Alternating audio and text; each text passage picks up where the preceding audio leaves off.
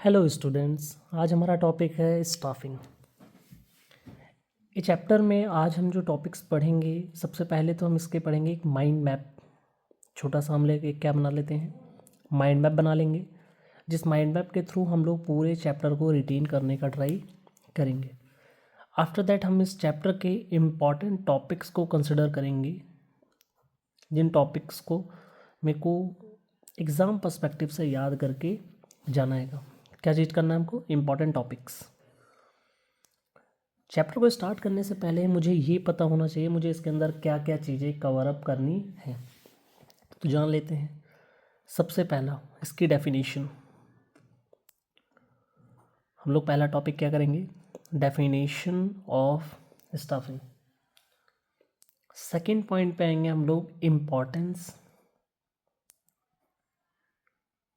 Of staffing. ये दोनों चीज़ें ख़त्म करने के बाद हम लोग तीसरा टॉपिक पे आएंगे, जिसका नाम है हमारा स्टाफिंग प्रोसेस,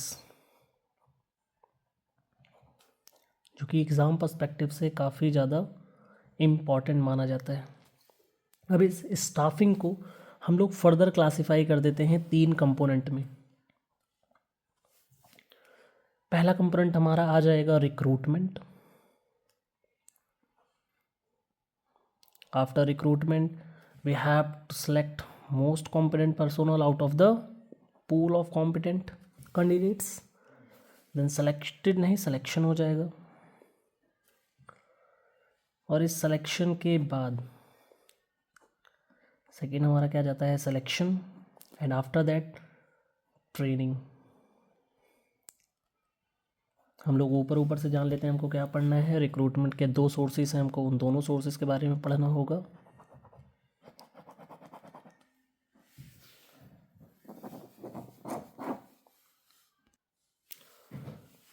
ट्रेनिंग के हमारे 2 सोर्सेज हैं। पहला है हमारा इंटरनल सोर्स, सेकेंड है हमारा एक्सटर्नल सोर्स। हमको दोनों सोर्सेज को डिटेल में पढ़ना है। एग्ज़ाम पर्सपेक्टिव से एक्सटर्नल सोर्सेज ऑफ रिक्रूटमेंट बहुत ज़्यादा इंपॉर्टेंट माना जाता है। अगर हम देखें, सेकेंड पॉइंट आता है सिलेक्शन। तो सिलेक्शन का एक प्रोसेस होता है बच्चे, जो हमको याद रखना पड़ेगा, और इस सिलेक्शन का जो प्रोसेस है एग्ज़ाम पर्सपेक्टिव से काफ़ी ज़्यादा इंपॉर्टेंट माना जाता है। उसके बाद आती है ट्रेनिंग। ट्रेनिंग भी इसको हम कैटेगरी 2 टाइप्स में डिवाइड कर सकते हैं। एक होती है हमारी on the job training,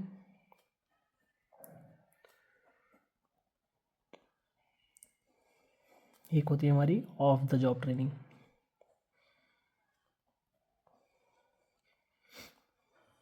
exam perspective से बच्चे ऑफ द जॉब ट्रेनिंग को ज़्यादा इंपॉर्टेंट कंसिडर किया जाता है। चलिए, तो हमने जो पार्ट्स में इसमें डिवाइड किया, एक लास्ट चैप्टर टॉपिक, हाँ बच्चे एक चीज़ और, एक टॉपिक है, अगर देखें तो 1 मार्क कह सकते हैं, आता है human resource manager. Human resource manager एक टॉपिक ये भी आता है, एग्ज़ाम पर्सपेक्टिव से 1 मार्क क्वेश्चन में काफ़ी इंपॉर्टेंट माना जाता है। चलिए एक एक करके हम पूरे चैप्टर को ख़त्म करने का ट्राई करते हैं माइंड मैपिंग के थ्रू। स्टार्ट करते हैं हम लोग अपने पहले टॉपिक के साथ। हमारा पहला टॉपिक है मीनिंग। सबसे पहले हमको पता होना चाहिए what is the meaning of staffing.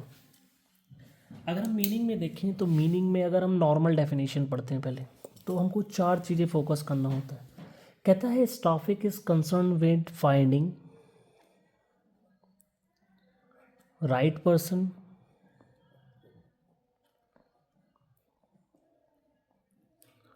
For right job.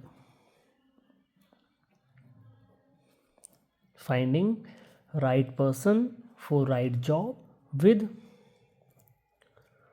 right qualification,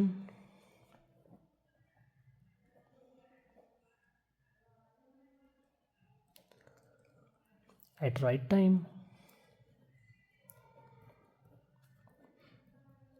अगर हम सिंपल लैंग्वेज में पढ़ें तो डेफिनेशन हमारी लिख सकते हैं, लेकिन अगर डेफिनेशन आ गई 2 नंबर की, 1 नंबर में तो नंबर मिल जाएंगे, लेकिन अगर डेफिनेशन आ जाती है 2 नंबर की तो हमको ऐड ऑन करना पड़ेगा, थोड़ी सी अच्छी डेफिनेशन, जैसे लिख सकते हैं staffing. What is staffing? Staffing हमको पता है वन ऑफ द हमारा फंक्शन ऑफ हमारा मैनेजमेंट है, तो हम लिख सकते हैं staffing is the managerial function, managerial function, किसका फंक्शन? Of management. क्या करता है इसके अंदर? स्टाफिंग इज मैनेजीरियल फंक्शन क्या करता है? आई नो, हमने पढ़ा ये फाइंड करता है right job, right person for right job. तो मैं इसको अगर थोड़ी सी अच्छी लैंग्वेज में लिखूँ तो फिलिंग वैकेंट पोजीशन लिख सकते हैं, जो खाली पोजीशन ऑर्गेनाइजेशन के अंदर। साथ में याद रखिएगा बच्चे, पहले तो फिल करेगा, आफ्टर दैट उनको क्या कर रखेगा? कीपिंग फिल्ड, मतलब जिनको रखा है भाई वो लॉन्ग तक भी हमारी ऑर्गेनाइजेशन तक क्या रहे, सर्वाइव करें। ऐसा ना हो आज रखा कल छोड़ के भाग जाएं। Keeping filled position in the organisation structure, organisation structure. I hope you will understand each and every topic.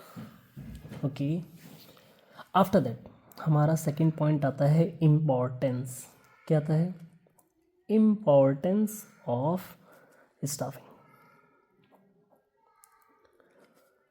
देखिए इनको हम छोटे छोटे वर्ड्स में पढ़ते हैं। सबसे पहला हमारा इम्पोर्टेंस आ जाएगा ऑब्टेनिंग कॉम्पिटेंट पर्सनल। सबसे पहला पॉइंट क्या आएगा? कॉम्पिटेंट पर्सनल, मतलब अगर मेरे को ऑर्गेनाइजेशन में कैसा पर्सन चाहिए? कॉम्पिटेंट पर्सनल चाहिए, तो मुझे किसकी ज़रूरत पड़ेगी? स्टाफिंग की ज़रूरत पड़ेगी। अगर हम लोग क्या करते हैं? प्रॉपर वे में स्टाफिंग करते हैं, अगर हम लोग क्या करते हैं? प्रॉपर स्टाफिंग करते हैं, तो हम लोग इसकी हेल्प से डिस्कवर कर सकते हैं। क्या डिस्कवर कर सकते हैं? Competent personal. क्या डिस्कवर कर सकते हैं? Competent personal for each and every job या ईच जॉब।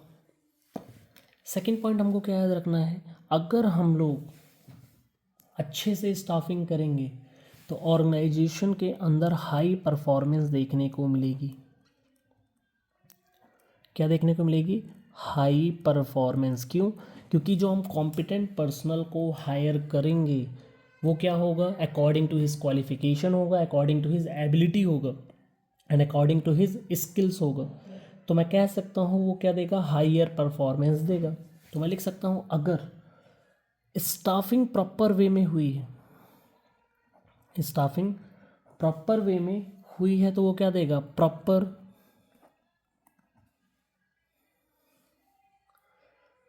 या लिख सकते हैं स्टाफिंग अगर अच्छे से हुई तो हम यहाँ पे आगे लिख सकते हैं अगर प्रॉपर स्टाफिंग अगर हमने की है तो हायर परफॉर्मेंस मिलेगी, हायर परफॉर्मेंस मिलेगी।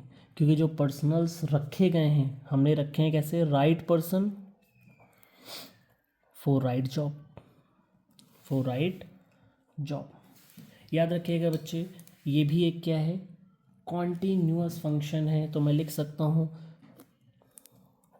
अगर हम लोग क्या लिखते हैं? प्रॉपर स्टाफिंग करेंगे तो कॉन्टीन्यूअस ग्रोथ देखने को मिलेगी ऑर्गेनाइजेशन की या एंटरप्राइजेस की।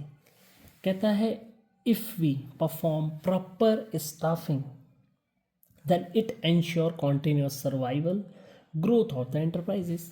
अगर हम लोग प्रॉपर स्टाफिंग करते हैं तो क्या देखने को मिलेगा? एक कॉन्टीन्यूअस सर्वाइवल होगा ऑर्गेनाइजेशन का, साथ में ग्रोथ ऑफ ग्रो ऑर्गेनाइजेशन भी देखने को मिलेगा। अगर हम लोग अच्छे से स्टाफिंग करते हैं तो हमारी ऑर्गेनाइजेशन में ना ही अंडर स्टाफिंग की सिचुएशन होगी, ना ही ओवर स्टाफिंग की सिचुएशन होगी। तो मैं कह सकता हूँ optimum utilisation of human resource होगा। वर्ड क्या है? Optimum utilisation of human resource देखने को मिलेगा। Optimum utilisation of human resource देखने को मिलेगा। क्यों? क्योंकि बच्चे ना ही हमारी ऑर्गेनाइजेशन में प्रॉपर स्टाफिंग में ना ही अंडर स्टाफिंग की सिचुएशन देखने को मिलेगी, ना ही ओवर स्टाफिंग की सिचुएशन देखने को मिलेगी। इससे क्या होगा, हमारा लेबर कॉस्ट लेस आएगी, लेस लेबर कॉस्ट देखने को मिलेगी। लेबर कॉस्ट क्या हो जाएगी, रिड्यूस्ड हो जाएगी। तो मैं कह सकता हूँ ह्यूमन रिसोर्स का यूटिलाइजेशन कैसे होगा, ऑप्टिमम यूटिलाइजेशन। एक और पॉइंट आप चाहो तो लिख सकते हो, ये जॉब सेटिस्फैक्शन को क्या करता है, जॉब सेटिस्फैक्शन को और मोरल ऑफ द एम्प्लॉय को क्या करता है, इम्प्रूव करता है। क्या करता है, इम्प्रूव करता है।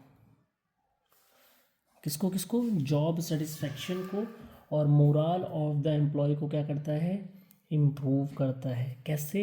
Because planning staffing function does not end only with the appointment of employ, it also includes training, promotion, compensation and there is a lot of development of employee। तो मैं कह सकता हूँ जॉब सेटिस्फेक्शन क्यों होगा, क्योंकि बच्चे आपको प्रमोशन मिलेगा, हायर पोजीशन पे आपको शिफ्ट कर दिया जाएगा, आपको अच्छे खासे कंपनसेशन पे किए जाएंगे इन कैश और in kind both of one में, प्रॉपर ट्रेनिंग दी जाएगी और प्रॉपर ट्रेनिंग की हेल्प से आपका क्या होगा, डेवलपमेंट भी देखने को मिलेगा। तो ऑब्वियस सी बात है जॉब सेटिस्फेक्शन मिलता है और मोरल ऑफ द एम्प्लॉय भी अच्छा खासा देखने को मिलता है। हम अपने दूसरे पॉइंट पे आते हैं। हमारा दूसरा पॉइंट है स्टाफिंग प्रोसेस। स्टाफिंग प्रोसेस हमारा स्टार्ट होता है एस्टिमेटिंग मैन पावर रिक्रूटमेंट से। मैन पावर रिक्वायरमेंट से। अब एस्टिमेटिंग मैन पावर रिक्वायरमेंट जब हम लोग पहला स्टेप करते हैं तो हम लोग दो तरीके के एनालिसिस करते हैं। पहला workload analysis and second one workforce analysis. Workload analysis workforce analysis में क्या दिक्कत है देखते हैं। वर्कलोड एनालिसिस का मतलब क्या है, हम लोग ये देखेंगे number of employ required in an organisation. मतलब हमारी ऑर्गेनाइजेशन के अंदर कितने लोगों की ज़रूरत है, ये क्या कहता है, वर्कलोड एनालिसिस। वर्कफोर्स एनालिसिस क्या कहता है, वर्कफोर्स एनालिसिस कहता है number of employ already worked in an organisation. मतलब हमारी ऑर्गेनाइजेशन के अंदर कितने लोग ऑलरेडी वर्क कर रहे हैं। अब देखो एक एग्जांपल लेके समझते हैं। मान लीजिए हमारी ऑर्गेनाइजेशन के अंदर हमने फाइंड आउट किया 1000 लोगों की रिक्वायरमेंट है, तो दो प्रोबेबिलिटीज़ हो सकती हैं, या तो हमारी ऑर्गेनाइजेशन में 900 लोग काम कर रहे होंगे एक्चुअल में, या तो 1100 लोग काम कर रहे होंगे, या तो 1000 लोग ही कर रहे होंगे। तो बच्चे अगर हमारी ऑर्गेनाइजेशन में ज़रूरत है 1000 लोगों की और काम कितने लोग कर रहे हैं, 900 लोग, इसको हम लोग कहते हैं अंडर स्टाफिंग। क्या कहते हैं, अंडर स्टाफिंग। और दूसरा केस क्या बनेगा, हमारी ऑर्गेनाइजेशन में 1000 लोग हैं और काम कितने लोग कर रहे हैं, 1100 लोग। मतलब ज़रूरत 1000 की, काम कर रहे हैं 1100 लोग। मतलब हम लोग कर क्या रहे हैं बेसिकली, हम दोनों इन दोनों चीज़ों को मतलब वर्कलोड एनालिसिस वर्कफोर्स एनालिसिस को कंपेयर कर रहे हैं।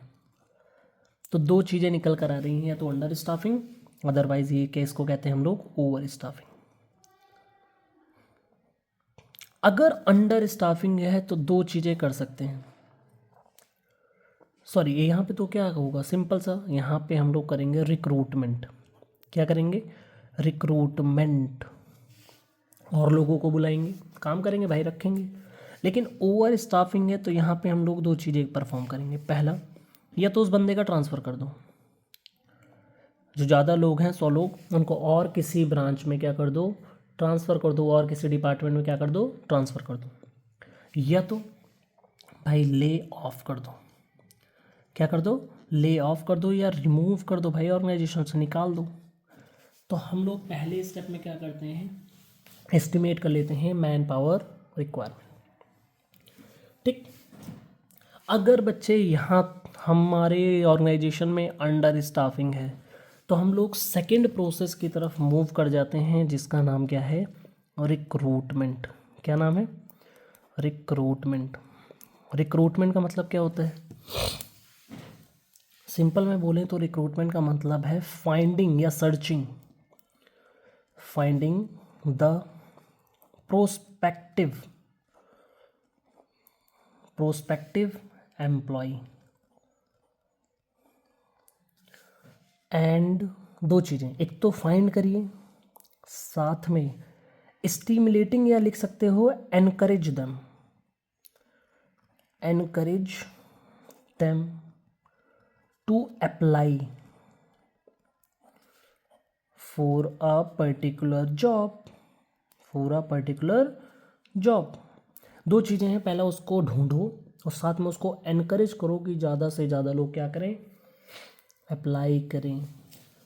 याद रखना बच्चे, रिक्रूटमेंट के हमने क्या पढ़ा था, दो सोर्सेज हैं, एक इंटरनल, एक एक्सटर्नल। इंटरनल मतलब within the organisation, outside the, और एक्सटर्नल मतलब from outside the organisation. Recruitment का मेन ऑब्जेक्टिव क्या होता है, what are the main aim of recruitment, pool of competent candidate, मतलब मेन एम ऑफ रिक्रूटमेंट क्या है कि ज़्यादा से ज़्यादा कॉम्पिटेंट एम्प्लॉय क्या करें, अप्लाई करें फॉर अ पर्टिकुलर जॉब। जैसे ही हमारा रिक्रूटमेंट प्रोसेस होता है, मतलब देखिए यहाँ पे 100 लोगों की ज़रूरत थी, रिक्रूटमेंट का ऑब्जेक्टिव होगा ज़्यादा से ज़्यादा लोग हैं अप्लाई करने के लिए, तो मैंने कहा 1000 लोग आ गए। कितने लोग ज़्यादा आए हैं, 900। तो आउट ऑफ 1000 मुझे कितने लोगों को सेलेक्ट करना है, 100 लोगों को। तो तीसरा पॉइंट क्या आ जाता है, सिलेक्शन। क्या आ जाता है, selection. What is the meaning of selection, selection का सिंपल सा मीनिंग है selecting and selecting most competent employee out of pool of competent candidate।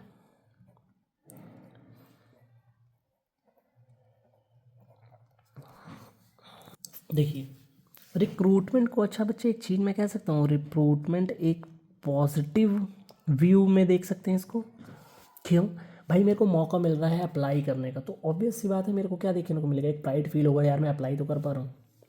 लेकिन सिलेक्शन क्या है, एक नेगेटिव व्यू में देखा जाता है, भाई यहाँ पे लोगों को निकाला जाता है, सेलेक्ट किया जाता है तो लोग टूटते हैं। याद रखना बच्चे, सिलेक्शन भी इम्पॉर्टेंट क्यों है, देखो सिलेक्शन करने पे एम्प्लॉय जो सेलेक्ट होगा उसकी एक एस्टीम नीड फुलफिल होती है। क्या फुलफिल होती है, एस्टीम नीड। क्या वजह है भाई, 1000 लोगों में उस 100 लोगों का सिलेक्शन हो तो उसको एक प्राइड फील होता है कि भाई मेरा सिलेक्शन हुआ है। साथ में इसी एस्टीम नीड के चलते वो इफेक्टिवली एंड एफिशिएंटली वर्क करने का ट्राई करता है। कहाँ पे, ऑर्गेनाइजेशन के अंदर। Is it clear. After selection हमारा चौथा पॉइंट आता है placement and orientation.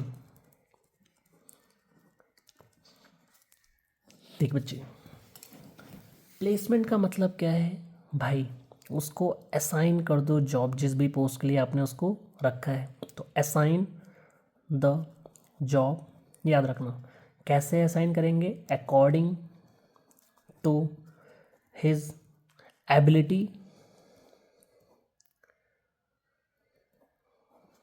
And qualification. Is it clear? Okay, according to his ability and qualification. साथ में उसका ओरिएंटेशन करेंगे। क्या करते हैं? ओरिएंटेशन मीन्स उसको फैमिलराइज कराएंगे। किसके साथ फैमिलराइज कराएंगे? With working environment of the organisation.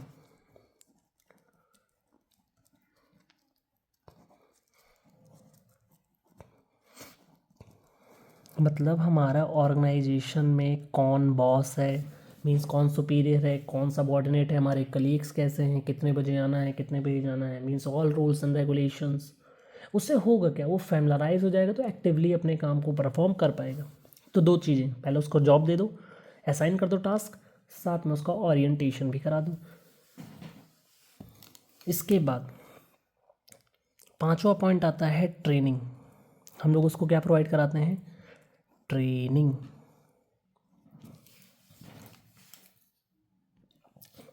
Training का मतलब क्या हुआ? ट्रेनिंग का यहाँ पे मतलब है, अब भाई उसको ट्रेनिंग प्रोवाइड कराइए, जैसे क्या काम कैसे करना है, एक बार डेमो देखिए, सिखाइए। तो ट्रेनिंग से होगा क्या? ट्रेनिंग से बेसिकली उसकी जो स्किल्स हैं, लर्निंग एबिलिटी है और कॉम्पिटेंसी टू परफॉर्म या कॉम्पिटेंसी टू वर्क, ये तीनों चीज़ें क्या हो जाती हैं बच्चे? एनहांस हो जाती हैं, इंक्रीज हो जाती हैं। साथ में ही ट्रेनिंग के साथ उस बंदे का क्या कर दीजिए? डेवलपमेंट भी होगा भैया। Now what is the meaning of development? Development means overall growth of employ. Sounds look good ना? यहाँ पे क्या होता है? एम्प्लॉय का ओवरऑल ग्रोथ देखने को मिलती है, मीन्स कैरियर ओरिएंटेड अप्रोच मिलती है उसको। Career oriented approach. भाई यहाँ से छूटेगा, मान लीजिए उस बंदे ने अभी बेसिकली एक सिंपल सा कोर्स कर रखा है ट्रिपल सी, उसने थियोरटिकली पढ़ा, एग्ज़ाम दिया, कंपनी में गया और कंपनी ने उसको प्रॉपर ट्रेनिंग करवाई। कैसे? How to use AI. अब उस लड़के के पास ट्रिपल सी के साथ एआई की भी नॉलेज हो गई, तो उसकी एफिशिएंसी इंक्रीज़ होगी, ऑब्वियस सी बात। इस एफिशिएंसी के बाद अगर वो किसी अनदर कंपनी में शिफ्ट होता है तो उसके पैकेज पे इम्प्रूवमेंट आएगा, नहीं आएगा? तो भाई ओवरऑल डेवलपमेंट हुआ कि नहीं? एग्जैक्टली। जैसे ही हमने ट्रेनिंग दे दिया, डेवलपमेंट हो गया भाई, एक्चुअल काम अब करके दिखा। अब आता है point performance appraisal. Performance appraisal, performance appraisal में क्या होता है? अब हमारा एम्प्लॉई एक्चुअल में एक टास्क को परफॉर्म करेगा और जो उसका सुपीरियर होगा, वो क्या करेगा? फीडबैक देगा। पहले फीडबैक कब? पहले स्टैंडर्ड फिक्स करेगा। स्टैंडर्ड मतलब टारगेट देगा भाई। अब वो बंदा उस टारगेट को अचीव करता है, नहीं करता है, एंड में जो भी होता है उसके रिगार्डिंग फीडबैक देगा। अब भाई फीडबैक जानते हो, या तो पॉजिटिव होगा या तो नेगेटिव हो सकता है। इन पॉइंट के बाद जैसा भी फीडबैक मिलता है, दो चीज़ें पोजीशन में आएंगी, या तो promotion, either promotion and transfer. देखो प्रमोशन के अंदर क्या होता है? हमारा एम्प्लॉय को हायर पोजीशन दे दी जाती है। Existing employ shifting to a higher position in the management hierarchy, higher position दे दी। अच्छा बच्चे एक चीज़ देख, अगर कोई, हमने एक चीज़ पढ़ा था ना, पहले होता है टॉप लेवल, उसके नीचे middle level, then lower level. अगर कोई इंसान मान लीजिए लोअर लेवल पे है और उसको धीरे धीरे वो कहाँ पहुँचा? मैनेजर बना, देन धीरे धीरे वो CFO CEO यहाँ तक पहुँच सकता है। मतलब प्रमोशन के अंदर जब नीचे से ऊपर इंसान को शिफ्ट किया जाता है तो उसका ऑर्डर कैसा होता है, वर्टिकल ऑर्डर होता है। कैसा ऑर्डर होता है, वर्टिकल ऑर्डर होता है। ट्रांसफ़र में भी क्या दिया जाता है बच्चे, ट्रांसफ़र में सेम पोजीशन है आपकी, पोजीशन क्या रहेगी, सेम, लेकिन इसी सेम पोजीशन पे आपको किसी अनदर ब्रांच में, किसी अनदर ब्रांच में सेम पोजीशन पे किसी अनदर डिपार्टमेंट में या किसी अनदर एरिया में ज्योग्राफिकल बेसिस पे हम लोग क्या कर देते हैं, शिफ्ट कर देते हैं। क्या कर देते हैं, शिफ्ट कर देते हैं। बच्चा देख, यहाँ पे भी तू मैनेजर, किसी और कंपनी में जाएगा वहाँ पे भी मैनेजर, किसी और ब्रांच में जाएगा वहाँ मैनेजर, किसी और डिपार्टमेंट जाएगा मैनेजर, मतलब कहीं पे भी जा पोस्ट तेरी क्या रहेगी, सेम। मतलब इसका ऑर्डर कैसा होगा, हॉरिजॉन्टल ऑर्डर रहता है। Clear, okay. लास्ट पॉइंट पे हम लोग आते हैं। हमारा लास्ट पॉइंट है कंपनसेशन। बहुत ही आसान, हमने इसको नेशनल इनकम में इनकम मेथड जब आइडेंटिफाइंग करते हैं, डिटरमाइन करते हैं, तब भी पढ़ा था। 5 पॉइंट थे ना, profit, rent and royalty, interest, mix income and compensation of employ. क्या पढ़ा था, 3 आइटम होते हैं उसमें, wages and salaries in cash, in kind and employer's contribution to the provident fund। तो बच्चे हमने वहाँ पे एक चीज़ पढ़ा था कि हम लोग एम्प्लॉय को कंपनसेशन देंगे। क्या देंगे, कंपनसेशन देंगे एम्प्लॉय को। और ये कंपनसेशन 2 फॉर्म में हो सकता है, either is financial, either non financial. What do you mean by non financial and financial, आया ना माइंड में। सिंपल भाई, अगर कैश दिया, सैलरी, बेसिक सैलरी बढ़ा दी, मतलब अगर पैसे का इन्वॉल्वमेंट है, हाई फाई अलाउंस दे दिए, DA बढ़ा दिया, तो ये क्या है, फाइनेंशियल इंसेंटिव है। कार दे दिया आपको, हाउस दे दिया, हेल्पर प्रोवाइड करा दिए, आपको इलेक्ट्रिसिटी फ्री कर दी, ये सारी चीज़ें क्या हैं, नॉन फाइनेंशियल इंसेंटिव। तो लास्ट पॉइंट आपका क्या डिसाइड होता है, compensation either in form of financial, either in form of non financial. चलिए अपने आगे पॉइंट पे आते हैं। सबसे पहले स्टार्ट करते हैं कंपोनेंट ऑफ स्टाफिंग में। हमारे 3 कंपोनेंट थे, तो पहला कंपोनेंट से स्टार्ट करते हैं, रिक्रूटमेंट। रिक्रूटमेंट की हमने मीनिंग पढ़ ली है। तो बच्चे रिक्रूटमेंट कितनी तरीके से परफॉर्म किया जा सकता है। देखो बच्चे, 2 सोर्स हैं। पहला सोर्स है इंटरनल सोर्स। क्या सोर्स है, इंटरनल सोर्स ऑफ रिक्रूटमेंट। दूसरा है हमारा external source of recruitment. Internal source of recruitment जो परफॉर्म किया जाता है विद इन द ऑर्गेनाइजेशन किया जाता है, विद इन द ऑर्गेनाइजेशन किया जाता है।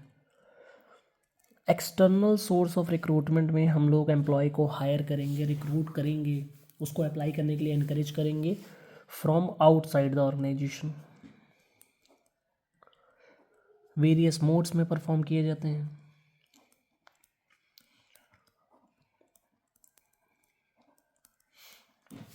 याद रखना बच्चे, इंटरनल सोर्स ऑफ रिक्रूटमेंट के कुछ फ़ायदे हैं, कुछ नुकसान हैं।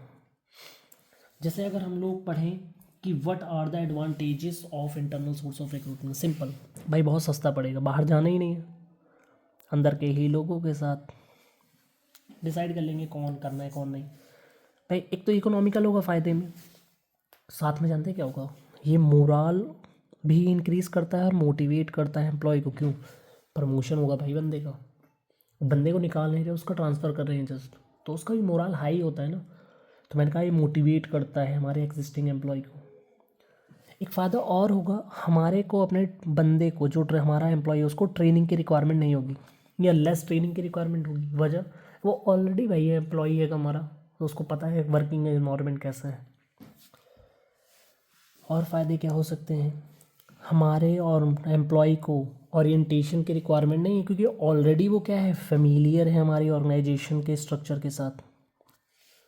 और लास्ट, जब हम लोग अपने एम्प्लॉय को हायर पोस्ट देते हैं तो उसका क्या होता है, परफॉर्मेंस भी इम्प्रूव होती है भाई।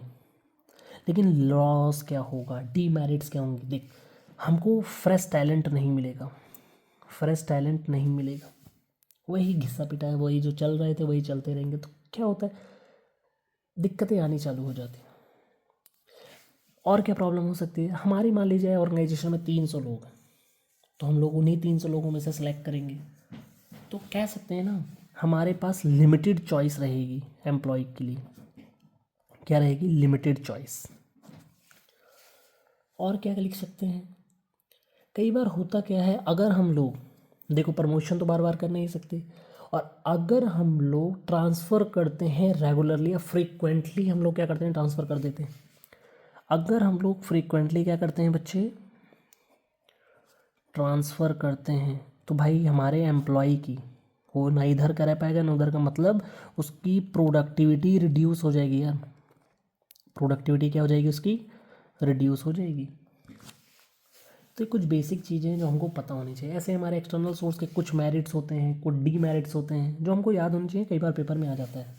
जैसे मेरिट्स में तो भाई सिंपल, जो इसका डीमेरिट्स, फ्रेश टैलेंट मिलेगा,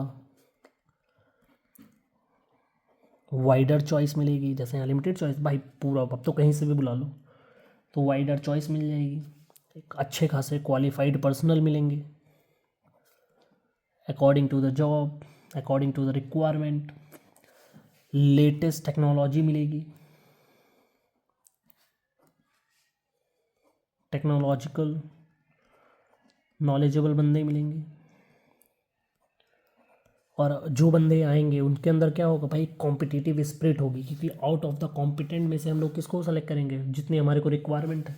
तो यहाँ पे कॉम्पिटिटिव स्पिरिट देखने को मिलेगी, तो उससे क्या होगा बच्चे, जो सेलेक्ट होगा वो बंदा, उसकी स्टीम नीड फुलफिल होगी, उसको प्राइड होगा यार मेरा सिलेक्शन हो गया है, तो वो कैसे काम करेगा, इफेक्टिवली एंड एफिशिएंटली। लेकिन दिक्कत जानते क्या है, इसके कुछ लॉसेस भी होते हैं। जैसे नया बंदा ज़रूरी नहीं है आपके वर्किंग एनवायरनमेंट में एडजस्ट हो जाए, तो कई बार क्या होती है, जो हमारा न्यू एम्प्लॉय है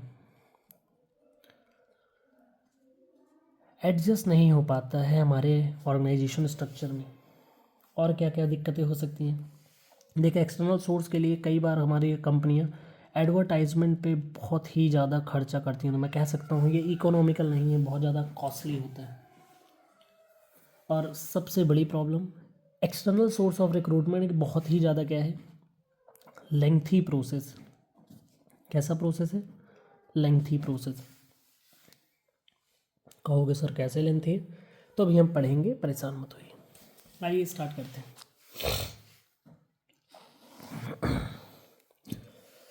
सबसे पहला, इंटरनल सोर्स ऑफ रिक्रूटमेंट में हमारे पास दो चीज़ें हैं। पहला है प्रमोशन, आइदर हम लोग क्या कर दें प्रमोशन, आइदर हम लोग क्या कर दें ट्रांसफ़र, दो ही चीज़ें option available.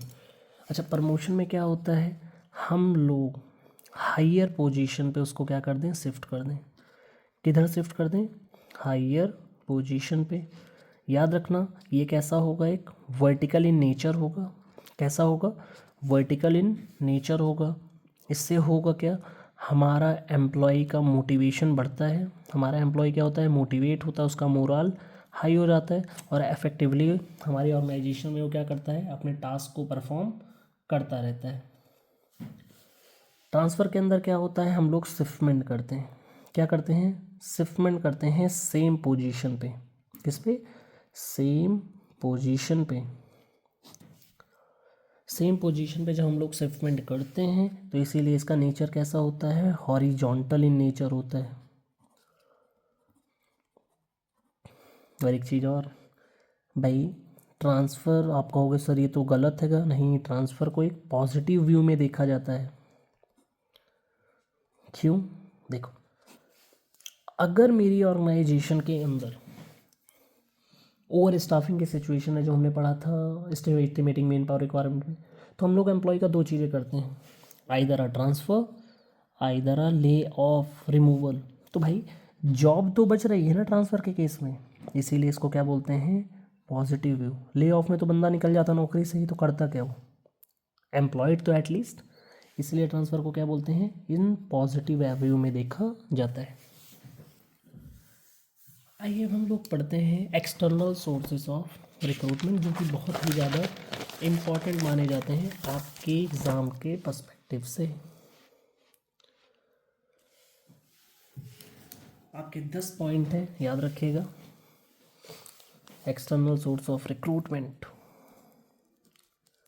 External source of recruitment.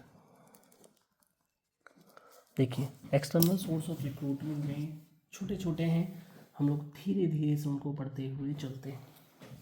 सबसे पहला जो आपका पॉइंट आ जाता है एक्सटर्नल सोर्स ऑफ रिक्रूटमेंट, वो आएगा डायरेक्ट रिक्रूटमेंट। ऊपर ऊपर से करेंगे, इतना इन डेप्थ जाने की हमको रिक्वायरमेंट नहीं है।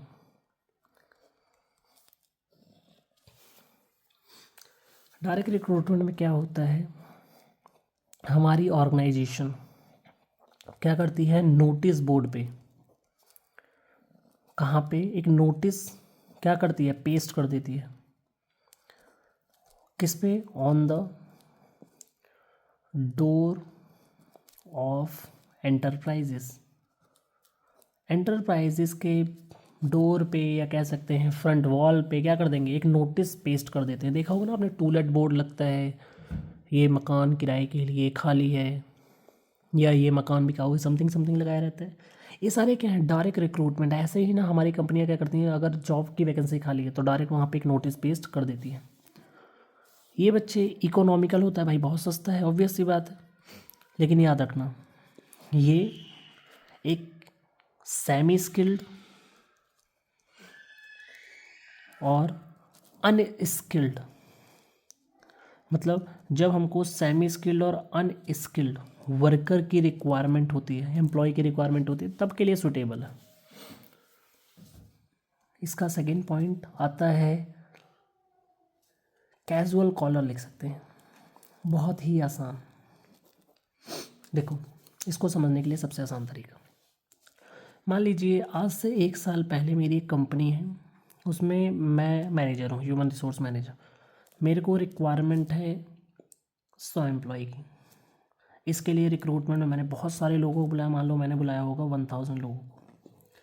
कितने लोगों का सिलेक्शन हुआ, 100 का, लेकिन बच कितने गए, 900 लोग बच गए। तो यार इन लोगों को गिल्ट नहीं फील होगा, भाई मेरा आने का फ़ायदा क्या हुआ। तो मैं इनको एक दिलासा देता हूँ कि मैं आपको ना एक रिज़र्व लिस्ट में डाल देता हूँ। किस में डाल देता हूँ, रिज़र्व लिस्ट। मतलब कि जब भी अब मेरे ऑर्गेनाइजेशन के अंदर वैकेंसी आएगी, उस वैकेंसी में सबसे पहले आपको बुलाया जाएगा। तो जब भी मैं, मेरे मान लीजिए वैकेंसी आई और मैंने किनको बुलाया, इन रिज़र्व लिस्ट वाले लोगों को बुलाया, इसी को क्या बोलते हैं, कैजुअल कॉलर। लेकिन बच्चे इसकी एक लॉस हैगा, यहाँ पे कह सकते हैं कि उन लोगों की जो एबिलिटी है कोई इम्प्रूव नहीं आया, मतलब ये अप टू डेट नहीं होते। भाई 2016-17 में जिन लोगों ने कंप्यूटर कोर्स किया होगा और जो 2025 में कर रहे हैं, दोनों में फ़र्क क्या है भाई। उस टाइम पे नॉर्मल टैली कराया जाता था, MS PowerPoint, MS Word, MS Excel, लेकिन आज यही चीज़ फिर कराई जा रही है, लेकिन AI का यूज़ करके। तो वो वाले लोग अपडेट नहीं होते हैं, ये बहुत ज़्यादा कॉम्प्लिकेटेड हो जाता है प्रॉब्लम। क्लियर हो। तीसरा पॉइंट आता है एडवर्टाइजमेंट। एडवर्टाइजमेंट क्या है बच्चे, हम लोग टीवी पे देखा, वो उस पे देखा होगा, न्यूज़पेपर में ऐड डलवा देते हैं कि हमारे यहाँ पे वैकेंसी खाली है, ये अप्लाई करिए। यहाँ पे ज़्यादा से ज़्यादा लोग तो अप्लाई करते हैं, वाइड रीच होती है, काफ़ी दूर तक पहुँचते हैं अच्छे खासे लोगों तक। लेकिन प्रॉब्लम जानते क्या है, अनकॉम्पिटेंट पर्सनल ज़्यादा मिलते हैं यहाँ पे। कौन ज़्यादा मिलते हैं, अनकॉम्पिटेंट पर्सोनल। पांचवा पॉइंट कह सकते हैं कैंपस रिक्रूटमेंट, सबसे आसान, जो आप लोगों ने सबसे पढ़ा होगा। कैंपस रिक्रूटमेंट का मतलब हमारी कंपनी इंस्टीट्यूशन के साथ, किसी भी इंस्टीट्यूशन, यूनिवर्सिटीज़ के साथ क्या कर लेती है, टाई अप कर लेती है। क्या कर लेती है, टाई अप कर लेती है। जैसे आपने सुना होगा सारे बच्चे एसआरसीसी करते हैं कि मुझे एसआरसीसी ही जाना है, ऑब्वियस सी बात है, सबसे सुप्रीम कॉलेज बोल सकते हैं। आईआईटी जाना है, आईआईएम जाना है। वजह, यहाँ जाने का सबसे बड़ा एडवांटेज है, आपको अच्छा पैकेज मिलेगा जिसको बोलते हैं कैंपस प्लेसमेंट। तो वो कैंपस प्लेसमेंट कैसा मिलता है भाई, यहाँ पे अच्छी अच्छी कंपनियों ने पहले ही हमारे कॉलेज के साथ क्या किया होता है, टाई अप कर लिया होता है, आपको कॉलेज से ही नौकरी मिल जाती है थ्रू नॉर्मल इंटरव्यू, सिंपल। इसके बाद एक पॉइंट आता है रिकमेंडेशन ऑफ एम्प्लॉय।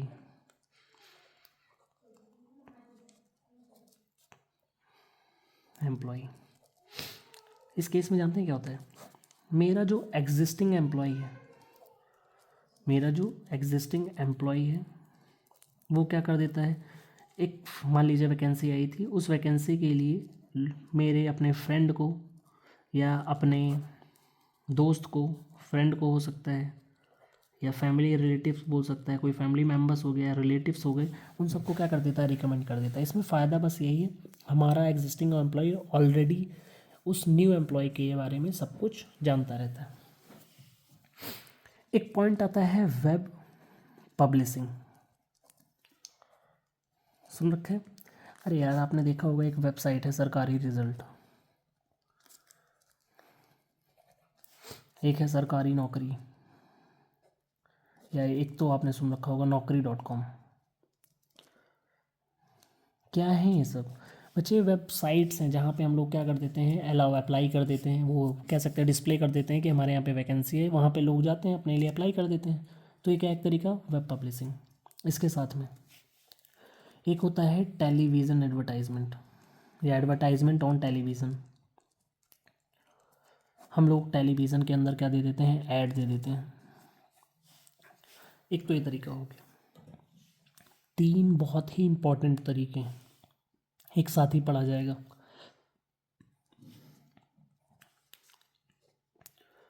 पहला employment exchange, labour contractor and consultancy firm, management consultancy firm.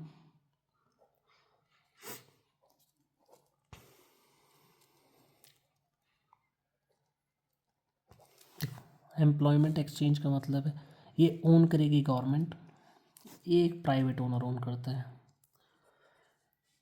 ये अनस्किल्ड और सेमी स्किल्ड लेबर को जॉब प्रोवाइड करा सकती हैं। यहाँ पे भी अनस्किल्ड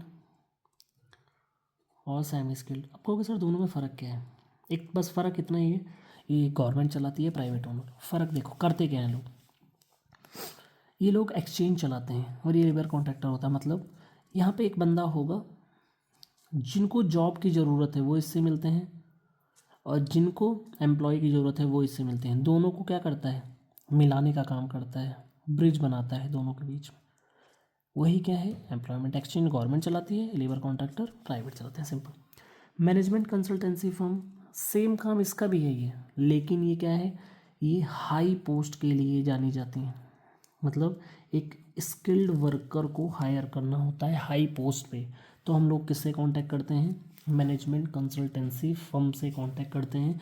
ये रिक्रूटमेंट, सिलेक्शन, ट्रेनिंग तीनों में ही पार्टिसिपेट कराती है, एम्प्लॉय को तीनों में ही हेल्प करती है। लेकिन बच्चे याद रखिएगा ये बहुत ज़्यादा क्या होती है, कॉस्टली होती है। हमारा बहुत ही इम्पॉर्टेंट है, हर बार एक क्वेश्चन बनता है, तो इसको अच्छे से याद करके जाएंगे। स्पेशली आएगा कहाँ पे, केस स्टडी में। Is it clear? ओके, तो हम आगे बढ़ते हैं। रिक्रूटमेंट हमारा ओवर हो गया। हमारा अब नया टॉपिक आता है, नया पॉइंट। पॉइंट का नाम क्या था हमारा, सिलेक्शन। सिलेक्शन में हम लोग क्या करते हैं, जो मोस्ट कॉम्पिटेंट पर्सनल है,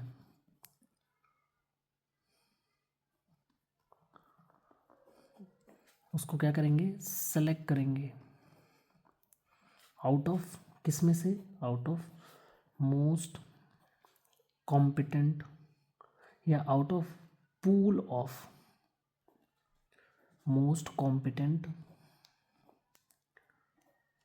कैंडिडेट्स। ये थोड़ा सा नेगेटिव प्रोसीजर है। नेगेटिव मीन्स यहाँ पे ज़्यादा से ज़्यादा लोगों को क्या कर देते हैं, निकाल दिया जाता है। जब हम सिलेक्शन प्रोसेस पे आते हैं तो एक इसका हमको प्रोसेस फॉलो करना होगा। प्रोसेस में सबसे पहला हमारा प्रोसेस क्या आ जाएगा, पहले प्रोसेस को नाम दिया जाता है preliminary screening. Preliminary screening. Preliminary screening में क्या होता है, जो क्वालिफाइंग डिटेल से एप्लीकेशन फॉर्म सबमिट किया है हमारे कैंडिडेट ने, एप्लीकेशन फॉर्म जो सबमिट किया है, अगर इसमें कोई मिस्टेक्स हैं या वो अनक्वालिफाइड है, इसको क्या कर दो, डिसक्वालीफाई कर दो, सिंपल। और जो यहाँ पे क्वालिफाइड हो जाते हैं, जो रिमेन्स क्वालिफाइड हो जाते हैं, उनको किसके लिए बुला लीजिए, प्रीलिमिनरी इंटरव्यू के लिए, दैट इज सेकेंड स्टेज के लिए, इंटरव्यू के लिए कॉल करो।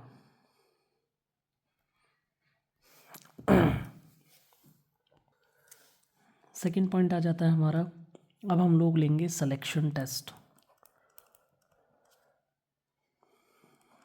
सिलेक्शन टेस्ट याद रखना, सिलेक्शन टेस्ट में हम लोग 5 टेस्ट लेते हैं, जिनको हम लोग एक ट्रिक के नाम से जानते हैं, पति। Sounds look weird but most interesting to study. देखिए बहुत आसान है और बहुत ही अमेजिंग भी है अगर हम लोग ट्रिक से याद करें तो। P4 आता है हमारा personality test.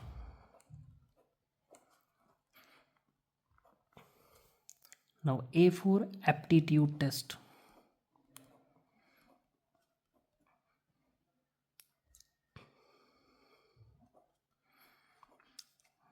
T4 trade test.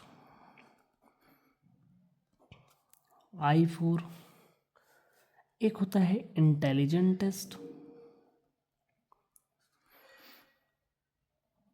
और एक I4 होता है हमारा इंटरेस्ट टेस्ट। देखिए सबसे पहले हम लोग एक सीक्वेंस में इन लोग को पढ़ना चाहेंगे एक एक लाइन से। आप लोगों के लिए सबसे आसान जो है वो क्या है, इंटेलिजेंट टेस्ट, जहाँ पे हम लोग क्या चेक करते हैं, IQ चेक करते हैं। IQ मतलब इंटेलिजेंट क्वेश्चन चेक करते हैं किसी भी इंडिविजुअल के, हमारे जो कैंडिडेट्स। इसमें क्या चेक किया जाता है कि जो हमारा पर्सन है, जो हमारा एम्प्लॉय है, उस पर्सन की एबिलिटी कैसी है। एबिलिटी किसके रिगार्डिंग, डिसीजन मेकिंग के रिगार्डिंग, कि हमारा एम्प्लॉई हर सिचुएशन में कैसे डिसीजन लेता है और कैसे जजमेंट पास करता है। Is it clear? Okay. Then second point हमको जो इम्पोर्टेंट बताता है वो होता है हमारा एप्टीट्यूड टेस्ट। एप्टीट्यूड टेस्ट में ये चेक करते हैं कि हमारा जो एम्प्लॉय है वो new skills and new method को कितने टाइम में लर्न कर पाता है। फिर आता है हमारा पर्सनालिटी टेस्ट। यहाँ पे हम एम्प्लॉय के पर्सनल बिहेवियर को चेक करते हैं। पर्सनल बिहेवियर कैसा है, पर्सनल नेचर कैसा है, उसके एथिक्स कैसे हैं, वैल्यूज़ कैसे हैं, religion, beliefs etcetera and etcetera. अब आता है उसके बाद ट्रेड टेस्ट। ट्रेड टेस्ट में उसकी एग्जिस्टिंग नॉलेज चेक करी जाएगी कि उसके पास करंट में कैसी नॉलेज है। जैसे एक टीचर आपके स्कूल में आया इंटरव्यू देने के लिए, तो उसको चेक करना है, मान लीजिए मेरे को उसका ट्रेड टेस्ट लेना, तो कैसे लूँगा, सिंपल, भाई क्लास में चले जाओ, डेमो देके आ जाओ, मैं बच्चों से पूछूंगा कैसा है, जो आपकी एग्जिस्टिंग नॉलेज आप वहाँ पास करोगे, बच्चे आपका रिप्लाई देंगे, अच्छा है या बुरा है, डिपेंड करता है। तो वो क्या होता है, ट्रेड टेस्ट, मतलब एग्जिस्टिंग नॉलेज चेक करना। और इंटरेस्ट का मतलब है आप किस टाइप की जॉब के लिए सुटेबल है, किस जॉब में आपका इंटरेस्ट है, ये भी चेक कर लेना चाहिए। अब जो भी कैंडिडेट सेलेक्ट हो जाएंगे सिलेक्शन टेस्ट पास हो जाएंगे उनको बुलाया जाएगा किस में, एम्प्लॉयमेंट इंटरव्यू में। कहाँ बुलाया जाएगा, एम्प्लॉयमेंट इंटरव्यू में। एम्प्लॉयमेंट इंटरव्यू में उस कैंडिडेट को बुलाया जाएगा। यहाँ पे एक एक्सपर्ट्स का पैनल होगा, एक्सपर्ट्स का पैनल बैठा होता है। वो पैनल क्या करेंगे, आपसे इस फील्ड में जो भी उसकी स्पेशलाइज फील्ड होगी उसमें क्वेश्चंस करेंगे, और इस क्वेश्चंस के अंदर जो भी पास हो जाएगा, इस टेस्ट के अंदर बेसिकली जो भी पास हो जाएगा वो नेक्स्ट स्टेप के लिए बुलाया जाएगा। और नेक्स्ट स्टेप आपका क्या होता है, अब हमारी एंटरप्राइजेस चेक करेगी उसका क्या, रेफरेंस और साथ में उसका बैकग्राउंड। मतलब जो भी एम्प्लॉय आपने सेलेक्ट कर लिया, अब उसको आप क्या चेक करिए, रेफरेंस क्या है, बैकग्राउंड क्या है। मान लीजिए आपका एम्प्लॉय बहुत काबिल है, बहुत इंटेलिजेंट है, लेकिन वो कहीं उसके पेरेंट्स, उसका फैमिली मेम्बर स्कैमर हुआ तो ये कंपनी की गुडविल के लिए भी और उस एम्प्लॉय के ऊपर ट्रस्ट करने के ऊपर भी दिक्कत वाला इश्यूज डालता है। मान लीजिए उसका कोई मर्डर केस चल रहे हो, वो प्रॉब्लमेटिक है, तो हम लोग क्या करते हैं, उसके टीचर से, उसके यूनिवर्सिटी प्रोफेसर से, उसके फ्रेंड से या उसके कलीग से एट्सेट्रा, इंसान में बहुत सारे मोड होते हैं, मैं उसका बैकग्राउंड के बारे में पूछताछ करूँगा, बैकग्राउंड चेक करूँगा कि इसका बैकग्राउंड कैसा है, मतलब उसका पर्सनल कैरेक्टर कैसा है। उसके बाद जो यहाँ पे सेट हो जाएगा, निकल जाएगा ये भी, उसके बाद वो बुलाया जाता है सिलेक्शन डिसीज़न में। सिलेक्शन डिसीज़न में क्या होता है, हमारा मैनेजर जो ह्यूमन रिसोर्स मैनेजर है वो इन सब जो ये सारी चीज़ें पास कर चुके हैं वो क्या करेगा, एक लिस्ट बनाएगा जिसका नाम होता है सिलेक्शन लिस्ट। और इसमें से, इस सिलेक्शन लिस्ट में से वो मोस्ट सुटेबल कैंडिडेट्स को सिलेक्ट करता है। जो यहाँ पे पास हो जाते हैं वो बुलाए जाते हैं मेडिकल एग्जामिनेशन के लिए। मेडिकल एग्जामिनेशन में क्या होता है, देखा जाता है कि आप फिजिकली एंड मेंटली उस पर्टिकुलर जॉब के लिए फिट हैं या नहीं है। मतलब भाई आपको आईपीएस बना दिया, आप लंगड़े हैं, या आपको टाइपिंग दे दी गई है और आप देख नहीं पा रहे हैं, तो बहुत सारी प्रॉब्लम कॉन्सिक्वेंसेस निकलेंगे कि नहीं। आपको काम दिया गया है सैंपल फाइंड आउट करिए कि कौन सा सैंपल बेस्ट है कौन सा नहीं, और आपको कलर ब्लाइंडनेस है, प्रॉब्लम कर जाएगा। तो आप मेडिकली फिट हैं या नहीं ये चेक कर लिया जाता है। इसके बाद जो हमारा 7वां पॉइंट आ जाता है, वो 7वां पॉइंट क्या है, आपको जॉब ऑफ़र दे दिया जाएगा। क्या दे दिया जाएगा, जॉब ऑफ़र। जॉब ऑफ़र के अंदर क्या है, आपने सब कुछ दे दिया तो आपको एक जॉब ऑफ़र प्रोवाइड किया जाएगा जिसमें date of joining, terms and condition, job सब कुछ मेंशन्ड होगा, और आपको एक रीज़नेबल टाइम दिया जाता है। You can join other you can ignore. याद रखिएगा जॉब ऑफर में सब कुछ लिखा होता है और यहीं पे ये नेगोशिएबल भी होता है। नेगोशिएबल मतलब अगर आपको सैलरी कंफर्टेबल नहीं है तो भाई कंपनी से डिस्कस करिए, जो करना है यहीं पे कर लो। मतलब एक तरीके का एक ऑफ़र रहेगा कि आप चाहो ज्वाइन करो, either you can ignore it. अगर आपने इसको एक्सेप्ट कर लिया तो आपका कंपनी के साथ कॉन्ट्रैक्ट ऑफ एम्प्लॉयमेंट साइन हो जाएगा, कॉन्ट्रैक्ट ऑफ एम्प्लॉयमेंट बन जाएगा। और ये कॉन्ट्रैक्ट ऑफ एम्प्लॉयमेंट में आपको सिग्नेचर करने होंगे, इसमें सारी रूल्स एंड रेगुलेशन सब कुछ क्लियरली मेंशन होगी और ये नॉन नेगोशिएबल हो जाएगा। जो भी इसमें लिखा होगा वो उस एम्प्लॉय को मानना पड़ेगा। ये बच्चे हमारा क्या कंप्लीट हो जाता है, सिलेक्शन का प्रोसेस कंप्लीट हो जाता है। ओके, आइए तो हम टॉपिक एंड पे तरफ मूव करते हैं। हमारा लास्ट टॉपिक है ट्रेनिंग एंड डेवलपमेंट। टॉपिक का नाम क्या है, ट्रेनिंग एंड डेवलपमेंट। इस टॉपिक में सबसे पहले हमको मीनिंग ही पता होना चाहिए, ट्रेनिंग का मीनिंग क्या है।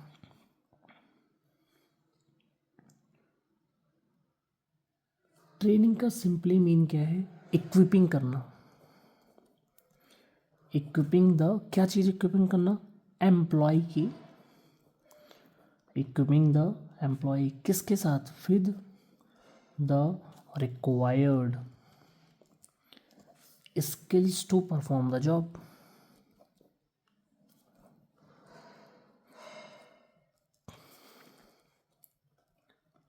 इससे होगा क्या, तो हमारा जॉब, अगर हम लोग उसको रिक्वायर्ड स्किल सिखा देते हैं, टीच कर देते हैं, तो हमारा एम्प्लॉय इजीली उस काम को परफॉर्म कर पाएगा इफेक्टिवली वे में। डेवलपमेंट का सिंपली मीन क्या होता है, overall growth, overall growth of employ. यहाँ पे बच्चे पर्सनल ग्रोथ पे फोकस किया जाता है। किस पे फोकस किया जाता है, पर्सनल ग्रोथ पे फोकस किया जाता है। अब एक पॉइंट आता है पेपर में, why there is a need of training and development, what are the benefits of the training and development, what are the features of the training and development. तो आपको बेसिकली हम ये कह सकते हैं, इसकी ज़रूरत या इम्पोर्टेंस क्या है, नीड कह सकते हैं सिंपल। क्यों ज़रूरत होती है इसकी, भाई क्या ज़रूरत है, तो भाई सबसे पहला, अगर आप प्रॉपर ट्रेनिंग प्रोवाइड करा देते हैं तो आपका एम्प्लॉय जो लर्निंग टाइम हैगा उसका वो क्या हो जाएगा, कम हो जाएगा। ये रिड्यूस कर देता है लर्निंग टाइम को, मतलब चीज़ों को जल्दी सीखना रेडी कर देगा, चालू कर देगा। मतलब आपका एम्प्लॉय की प्रोडक्टिविटी को क्या करता है, एनहांस कर देता है। पहला पॉइंट। सेकंड पॉइंट करते हैं, आपका एम्प्लॉय बेटर परफॉर्मेंस होगी। इसको समझने के लिए देखिए एक तरीका ले सकते हैं, जैसे आपने देखा होगा एक ऑर्गेनाइजेशन है, उस ऑर्गेनाइजेशन में भी एक फ्रेश एम्प्लॉय का आपने ज्वाइनिंग कराई, वो फ्रेश एम्प्लॉय ज्वाइन हुआ, वो भाई साहब ज्वाइन करते ही क्या होगा, काम करेगा, उसको बहुत सारी गलतियां होंगी, लेकिन over the period of time जब वो मेंटर उसको गाइड करेगा, ट्रेन करेगा, उससे गलतियां धीरे धीरे क्या हो जाती हैं, कम हो जाती हैं, तो उसकी परफॉर्मेंस भी क्या हो जाएगी, बढ़ जाएगी, क्योंकि वो क्या हो जाएगा, ट्रेंड हो जाएगा अंडर अ मेंटर। इसके में एक फ़ायदा और आएगा, यहाँ पे ना हमारी ट्रेनिंग एटीट्यूड फॉर्मेशन भी करती है। क्या करती है, एटीट्यूड फॉर्मेशन भी करती है, मतलब हमारे ऑर्गेनाइजेशन के अंदर एक पॉजिटिव एटीट्यूड डेवलप करेगी, जिससे क्या होगा, कोऑर्डिनेशन बढ़ेगा।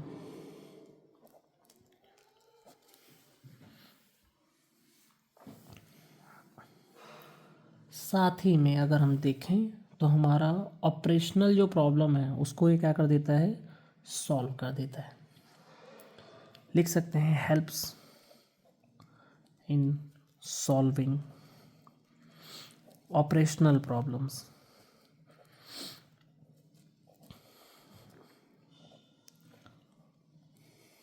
देखो इसके कुछ बेनिफिट्स भी हैं, बेनिफिट्स मतलब कुछ फ़ायदे भी हैं, ज़रूरत तो हमने पढ़ ली, लेकिन इसके कुछ बेनिफिट्स। सबसे पहला बेनिफिट, ये बेटर करियर ऑप्शन प्रोवाइड करेगा।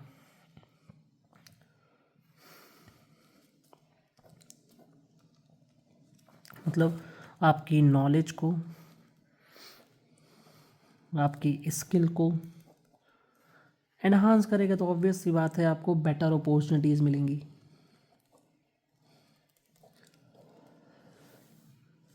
ये भाई आप अच्छे से ट्रेनिंग करेंगे तो वो क्या होगा, उसकी एफिशिएंसी, उसकी प्रोडक्टिविटी एनहांस होगी, तो ज़्यादा अर्न करेगा, अर्निंग मोर,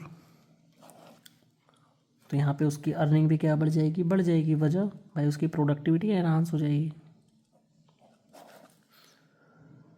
साथ में ये मोराल जो है एम्प्लॉय का, वो उसको भी क्या करता है, बूस्ट करता है। एम्प्लॉय के मोराल को क्या करता है, बूस्ट करता है। क्यों, क्योंकि क्योंकि एम्प्लॉय को फील होता है यार अपन के लिए भी खर्चा किया जा रहा है, प्रॉपर ट्रेनिंग प्रोवाइड करी जाएगी बंदे को, तो वो भी कहेगा ना मेरे लिए मेरी कंपनी सोचती है। और अगर आप प्रॉपर वे में ट्रेनिंग देते हैं तो एक्सीडेंट के चांसेस अब क्या हो जाएंगे, बहुत ही कम हो जाएंगे। मींस हमारा जो एम्प्लॉय है वो रेयर मिस्टेक करेगा या लेस मिस्टेक करेगा किसी भी काम को परफॉर्म करने में। अब हम आते हैं कितने टाइप की ट्रेनिंग होती है।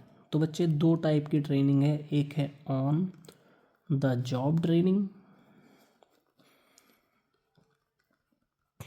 और एक है of the job training.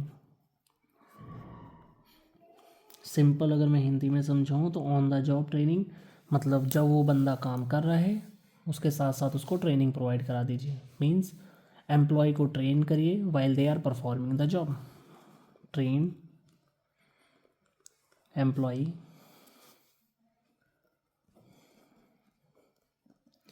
while they are performing the job।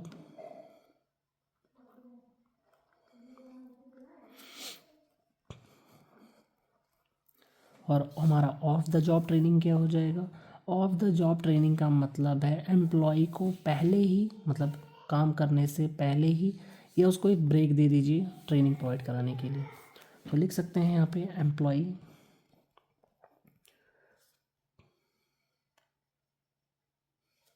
Training by taking away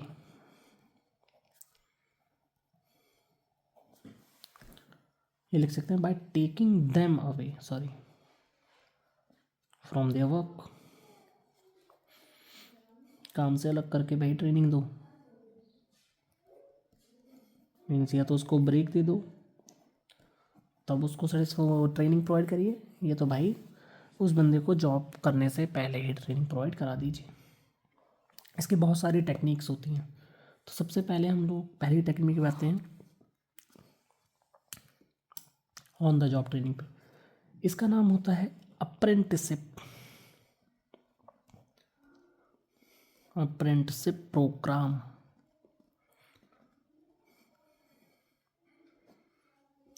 इसके अंदर क्या होता है, आप एक मास्टर के अंदर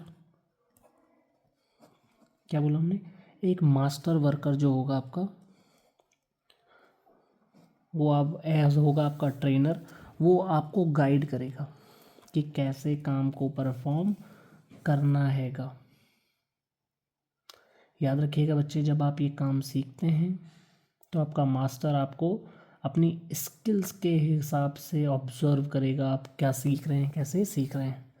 ये लेकिन सुटेबल किसके लिए होगा, जो केस स्टडी में पूछता है। प्लम्बर्स हो गए, इलेक्ट्रीशियंस हो गए, कारपेंटर्स हो गए, एट्सेट्रा एंड एट्सेट्रा। इस टाइप की जॉब्स के लिए सुटेबल माना जाती है अप्रेंटिसशिप प्रोग्राम। एक होती है इंटर्नशिप। क्या होती है, इंटर्नशिप।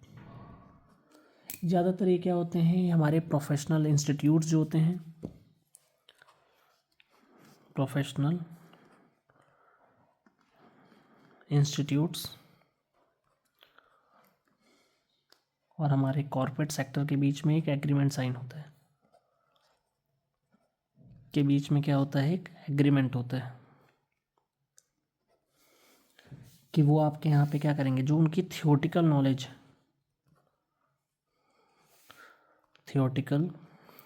है उसके साथ साथ इनको किस चीज़ की रिक्वायरमेंट होती है, प्रैक्टिकल नॉलेज की।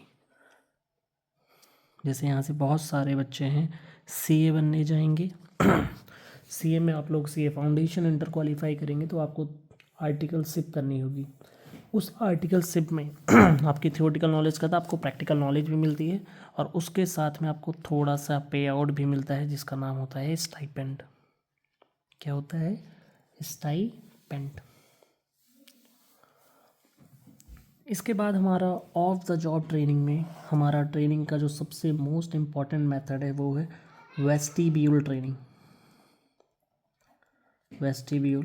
ट्रेनिंग। देखो बच्चे, वेस्टिब्यूल ट्रेनिंग का मतलब होता है जब बड़ी बड़ी कंपनियां होती हैं उसमें बहुत कॉस्टली मशीनरीज होती हैं, एक्सपेंसिव मशीनरीज होती हैं। अब डायरेक्ट तो आपको, जैसे आप मान लीजिए प्लेन है, आप पायलट बनने चल गए, तो आप क्या करें, डायरेक्ट पायलट प्लेन पे बिठाएं और डेमो देना चालू कर दें? भाई बहुत कॉस्टली है। तो वेस्टिब्यूल ट्रेनिंग के अंदर क्या किया जाता है, एक डुप्लीकेट मॉडल बनाया जाता है। क्या बनाया जाता है? डुप्लीकेट मॉडल बनाया जाता है। किसका डुप्लीकेट मॉडल का? पूरी की पूरी ऑर्गेनाइजेशन का। और इस डुप्लीकेट मॉडल में क्या होगा, आपका जितनी भी मशीनरी कैसे काम करती है, कैसे चलेगी, वहाँ पे आपको उस डमी के अंदर ही सिखाया जाएगा। मतलब आपको पहले प्लेन के अंदर बैठने से पहले एक डमी सिस्टम होगा, वहाँ पे सब कुछ पूरा रियलिस्टिक फॉर्म रखेगा, वहाँ पे सब कुछ सिखा दिया जाता है। उसी तरीके को क्या बोला जाता है?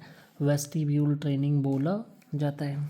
बच्चे कई बार ना ऑन द जॉब ट्रेनिंग में ओरिएंटेशन भी आता है। ओरिएंटेशन मतलब फेमलराइज करा दीजिए अपनी और एम्प्लॉय को with the working environment of the organisation. इसके साथ हमारा चैप्टर क्या हो जाता है बच्चे? Over. All the best. Next chapter आपके आते रहेंगे, वेट एंड वॉच। सब्सक्राइब करिए साथ में।